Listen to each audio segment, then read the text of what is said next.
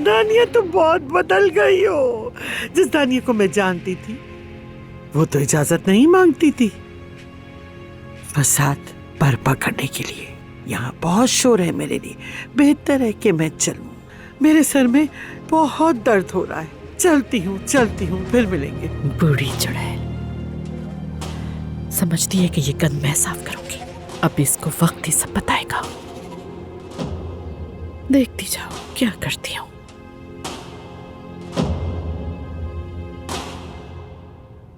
मैं कहाँ हूँ? क्या हुआ था मुझे? शुक्र है खुदा का। अच्छा बेटा, हमने घर बदल लिया है, हम दूसरे घर में हैं अब। ये ज्यादा अच्छा है। अच्छा और सुनो, ज़मरुद सब कुछ हमारे हाथ में है। आपा कैसी हैं आप? क्या कुछ चाहिए आपको? अदनान, अदनान कहाँ है? अभी तो यहीं था, कहाँ गया? अदनान यहाँ आओ बेटा, यहाँ आओ। आजा आजा आजा।